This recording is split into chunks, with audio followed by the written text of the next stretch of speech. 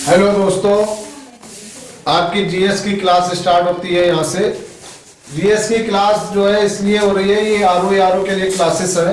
140 number का GS का पहला पेपर आपका आरओ की परीक्षा में आता है और दूसरा पेपर सेम डे में आपका हिंदी का होता है 60 नंबर का। ठीक है, तो आपकी ये दो क्लासेस रेगुलर चलने वाली हैं। हिंदी की क्लासेस 60 नंबर के लिए आपकी तैयारी कराएगी और जीएस की क्लासेस आपकी 140 नंबर के लिए यहाँ पर तैयारी होगी। ठीक है, तो यहाँ पर आपके सामने कुछ सवाल आपको दिए हुए, कुछ क्वेश्चंस हैं। यहाँ पर कांग्रेस के किस अधिवेशन में एक प्रतिनिधिमंडल इंग्लैंड भेजने का निर्णय लिया गया? ठीक है, दूसरा क्वेश्चन यहाँ पर है आपके सामने, कराची अधिवेशन के अध्यक्ष कौन थे? अगला क्वेश्चन कह रहा है कि नागपुर अधिवेशन जो कि 1891 में हुआ था, इसमें अध्यक्ष कौन थे? इलाहाबाद अधिवेशन 1892 के अध्यक्ष कौन थे? लाहौर अधिवेशन 1893 में अध्यक्ष कौन नेता बने थे? मद्रास अधिवेशन 1894 में कौन से नेता अध्यक्ष बने थे? सर्वाधिक बार कांग्रेस की अध्यक्षता करने वाले नेता कौन थे? तो आपके सामने ये 5 से 6 सवाल हैं यहाँ पर और इनके आंसर आपको यहाँ पर देने हैं। आप फटाफट से आंसर दीजिए इनके। तो पहला सवाल आपका है कि कांग्रेस के किस अधिवेशन में एक प्रतिनिधिमंडल इंग्लैंड भेजने का निर्णय लिया गया? तो ये कौन सा अधिवेशन था? ये 5वां अधिवेशन था। कौन सा अधिवेशन था? 5वां अधिवेशन। 5वां अधिवेशन में ये निर्णय लिया गया था कि एक प्रतिनिधिमंडल को ब्रिटेन यानी कि इंग्लैंड भेजा जाएगा। ठीक है, कौन सा अधिवेशन था? 5वां अधिवेशन। कौन सा अधिवेशन था? 5वां अधिवेशन। और ये 5वां अधिवेशन कब हुआ था? 1889 ईस्वी में। 1889 ईस्वी में 5वां अधिवेशन हुआ था। और कहां पर हुआ था? किस स्थान पर हुआ था? तो ये जो है बंबई में हुआ था। कहां हुआ था? बंबई में। तो आप समझ लीजिए क्या बोल रहा है सवाल। कांग्रेस के किस अधिवेशन में एक प्रतिनिधिमंडल इंग्लैंड भेजने का निर्णय लिया गया? तो अधिवेशन का जो आपका 5वां अधिवेशन था उसमें यह निर्णय हुआ था कि एक प्रतिनिधिमंडल इंग्लैंड भेजा जाएगा। और ये किस वर्ष में हुआ था? ये 1889 ईस्वी में हुआ था। और स्थान कौन सा था? बंबई में यह अधिवेशन हुआ था। ठीक है, पहला सवाल आपका हो गया। अधिवेशन में और क्या कुछ इसका तथ्य है आप समझ लीजिए। 5वें अधिवेशन में जो अध्यक्ष थे विलियम बेडरवर्न।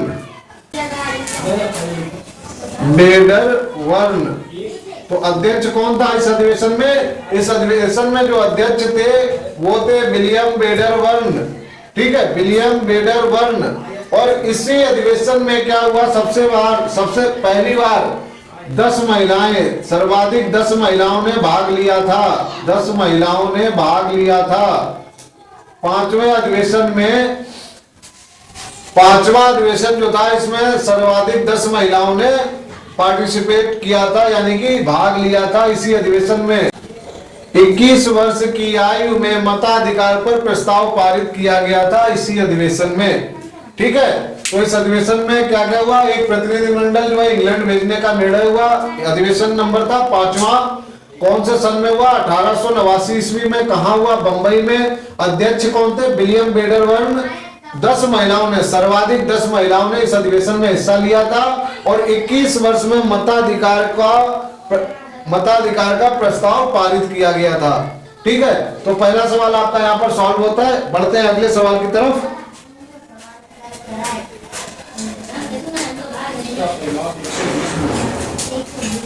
अगला सवाल क्या है आपका? इसका आंसर 5वां अधिवेशन यहां लिख लीजिए। 5वां अधिवेशन। ठीक है, अगला सवाल क्या है आपका? कराची अधिवेशन के अध्यक्ष कौन थे? तो कराची में जो अधिवेशन हुआ था उसमें अध्यक्ष थे सरदार वल्लभ भाई पटेल। सरदार वल्लभ भाई पटेल। सरदार वल्लभ भाई पटेल। या कहीं कहीं पर आपको आप देखोगे कि सरदार पटेल करके लिख देता है। तो सरदार पटेल का जहां पर भी संबोधन आपको मिलता है, जहां पर भी बात होती है सरदार पटेल करके, तो आप समझ जाइए कि सरदार वल्लभ भाई पटेल उनका पूरा नाम है, जिनकी यहाँ पर चर्चा हो रही है, बात हो रही है। तो कराची अधिवेशन के अध्यक्ष कौन थे? सरदार वल्लभ भाई पटेल।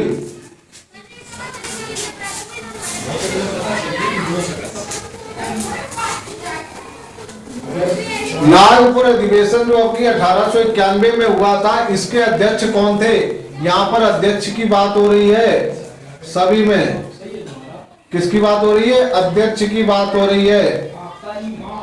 तो नागपुर अधिवेशन 1891 में जो हुआ था, इसके अध्यक्ष थे पी आनंद चार्लू। पी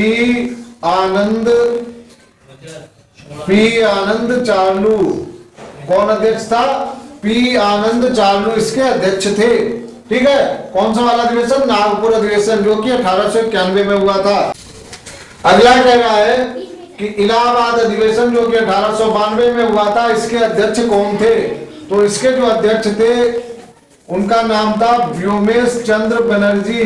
व्योमेश, या इनको WC बनर्जी के नाम से भी जानते हैं।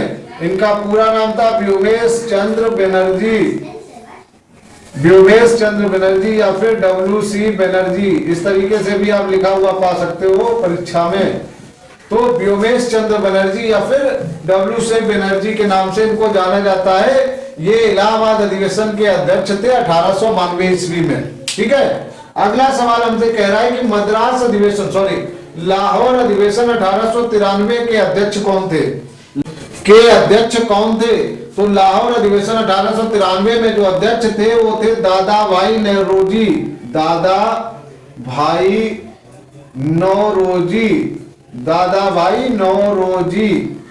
भाई नौरोजी का नाम तो सभी ने सुना ही होगा। तो जो है 1893 में जो लाहौर अधिवेशन हुआ था, उसमें ये अध्यक्ष बनाए गए थे दादा भाई नौरोजी। अगला सवाल है मद्रास अधिवेशन 1894 में अध्यक्ष कौन थे? तो ये एक अंग्रेज थे जो कि अध्यक्ष बने थे, अल्फ्रेड वेव। कौन था? मद्रास अधिवेशन जो 1894 में हुआ था, इसके अध्यक्ष थे अल्फ्रेड वेव। ठीक है, इसके बाद सवाल कह रहा है हमारा, सर्वाधिक बार कांग्रेस की अध्यक्षता करने वाले नेता कौन थे? तो यहाँ पर दो नेता थे जिन्होंने 3 बार, इस दोनों नेताओं ने 3 बार, यानी सर्वाधिक जो है ये 2 नेता हैं जिन्होंने कांग्रेस की अध्यक्षता की थी। पहले है दादा भाई नौरोजी, इन्होंने 3 बार अध्यक्षता की थी कांग्रेस की अधिवेशनों की। कांग्रेस अधिवेशन की 3 बार अध्यक्षता की थी दादा भाई नौरोजी ने, और इन्हें टक्कर दिया था जवाहरलाल नेहरू ने, यानी कि इन्होंने भी 3 बार अध्यक्षता की थी। जवाहरलाल नेहरू ने भी कांग्रेस अधिवेशनों की, जो कांग्रेस की अध्यक्षता थी, 3 बार की थी। तो ऑप्शन में आपको जो भी मिले, अगर दोनों है तो दोनों में से आप दादा भाई नौरोजी को टिक कर सकते हैं या जवाहरलाल नेहरू को। दोनों एक साथ होंगे तो A और B ऐसे करके दिया होगा, A और C दोनों सही, A और D दोनों सही, जो जिसमें भी ऑप्शन दिया होगा। ठीक है, और अगर इनमें से किसी एक का नाम आता है तो आप उसको बेझिझक जो है सही कर दीजिए।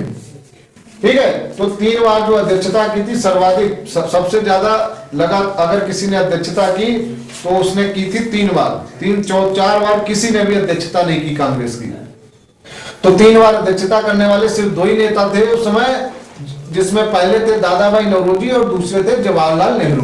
हमारा सवाल कह रहा है कि भिलाई, दुर्गापुर, राउरकेला, आप सभी को पता है भिलाई, दुर्गापुर और राउरकेला को हम किस लिए जानते हैं? क्योंकि यहाँ पर लौह इस्पात संयंत्र की स्थापना की गई थी।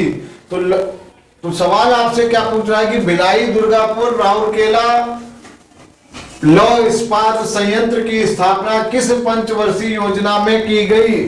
तो किस पंचवर्षीय योजना में की गई? द्वितीय पंचवर्षीय योजना में की गई थी। द्वितीय पंचवर्षीय योजना का कार्यकाल कितना था? 1956 से 1961। द्वितीय पंचवर्षीय योजना कब से कब तक थी? 1956 से 1961। और इसी बीच में भिलाई, दुर्गापुर, राउरकेला लौह इस्पात संयंत्र की स्थापना हुई थी। इसलिए अगर आपसे पूछता है कि भिलाई, दुर्गापुर, राउरकेला लौह संयंत्र की स्थापना किस पंचवर्षीय योजना में की गई, तो आपका आंसर होगा द्वितीय पंचवर्षीय योजना। अगला सवाल आपका यहाँ पर है, आपको ये तीनों लौह संयंत्र दिए हुए हैं भिलाई, दुर्गापुर और राउरकेला, जैसा कि आपका ऊपर सवाल में था, वो तीनों मैंने यहाँ पर ले लिए। अब इनकी स्थापना किस राज्य में हुई और किस देश की सहायता से हुई, या फिर भारत ने खुद से इनकी सहायता खुद से बना लिए, या किसी देश की इसमें या किसी व्यक्ति की इसमें सहायता लगी। तो हम सबसे पहले देखते हैं कौन से देश की सहायता भिलाई में लगी और कौन से देश की सहायता दुर्गापुर और राउरकेला की स्थापना करने में लगी। तो अब आप यहाँ पर देखिए, यहाँ पर आपका जो भिलाई है, ये जो पूर्व रूस, जिसको आज हम रूस के नाम से जानते हैं, पहले इसको सोवियत संघ के नाम से जाना जाता था। तो सोवियत संघ की सहायता से हमारा जो है भिलाई लौह संयंत्र की स्थापना हुई थी। और कहां पर हुई थी ये? छत्तीसगढ़ में। कहां पर हुई थी? छत्तीसगढ़ में। ये जो है सोवियत संघ की सहायता से भिलाई लौह संयंत्र का जो है की स्थापना की गई। और कहां पर की गई? छत्तीसगढ़ में की गई। अगला देखते हैं,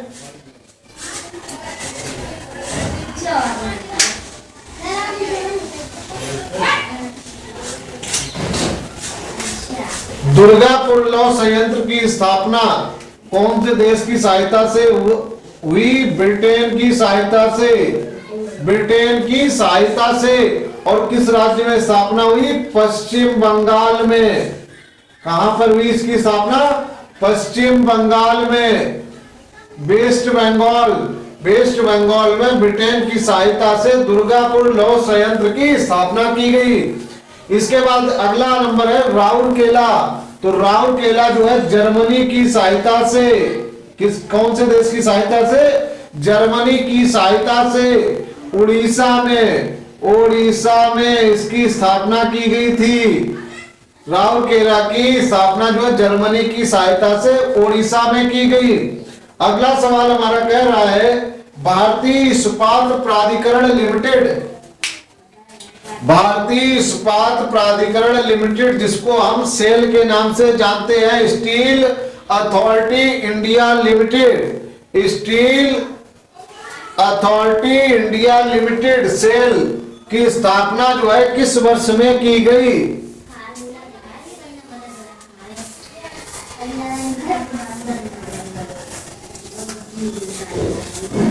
तो सेल की जो स्थापना वर्ष है वो 24 जनवरी इसका एग्जैक्ट डेट है, ये 24 जनवरी को। और वर्ष की अगर बात करें तो 1973 से 74 के बीच में इसकी स्थापना हुई थी। 1973 से 1974, ठीक है। 24 जनवरी को 1973 और 74, अगर आपसे वर्ष पूछता है तो 1973 से 74, या इनमें से अगर आपको कोई एक दिया होता है तो आप उस एक को टिक कर सकते हो, ठीक है। और अगर इस तरीके से दिया 1973, 1974, 1974, 1975, 1970, 1971, तो आपका आंसर क्या होगा? 1973 से 1974, ठीक है। भारतीय इस्पात प्राधिकरण लिमिटेड, ये हिंदी में नाम है किसका? Steel authority of India limited का। Steel authority of India limited का नाम है।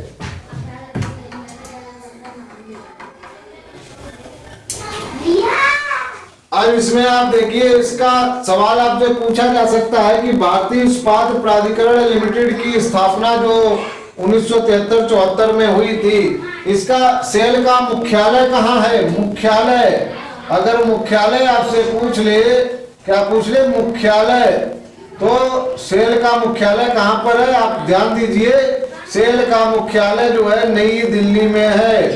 सेल का मुख्यालय कहाँ है? Steel authority of India limited का मुख्यालय नई दिल्ली में है। आज के लिए जीएस के क्लास में ये 10 क्वेश्चन पर्याप्त हैं, ठीक है। अगली क्लास में हम फिर आएंगे नए क्वेश्चंस, जो कि आपके आरओ, मैं आपसे बार बार इस बात पे जोर दे रहा हूं, इस बात का ध्यान दीजिए। यहां पर जीएस जो है मैं आरओ लेवल के लिए पढ़ा रहा हूं, ठीक है। हिंदी की जो क्लास चलती है उसमें भी मैं आरओ के लेवल का पढ़ा रहा हूं, लेकिन जो चीज सिलेबस आरओ का है, लेकिन वही हिंदी में अगर आपका सीटेट का पेपर है या किसी और एग्जाम का है तो आरओ में क्या किया है, हिंदी को इन्होंने लिमिटेड कर दिया है, उसमें टॉपिक डिसाइड कर दिए कि इन टॉपिक से वो पूछेंगे, लेकिन वो टॉपिक किसी और परीक्षा में भी पूछे जाते हैं, सीटेट में भी पूछा जा सकता है। उसका हिंदी का सिलेबस थोड़ा उससे आरओ में लिमिटेड है और उसका बड़ा है किसी भी अन्य परीक्षा का। तो अगर मैं आपको पर्यायवाची या अनेक शब्दों के एक शब्द, ठीक है, या फिर विलोम शब्द पढ़ा रहा हूं, तो वो आपके किसी भी परीक्षा के नजरिए से इंपॉर्टेंट है आपके लिए, लेकिन मैं स्पेशल क्लास चला रहा हूं आरओ के लिए। तो आरओ की क्लास के लिए आपका जो ये सवाल आपके हैं, ये आपके किसी भी परीक्षा में पूछे जा सकते हैं, लेकिन मेरा जो ध्येय है आरओ को क्लियर करवाना। तो आरओ को क्लियर करवाने के लिए मैं उसी लेवल के यहाँ पर सवाल आपके सामने प्रस्तुत करता हूं। धन्यवाद।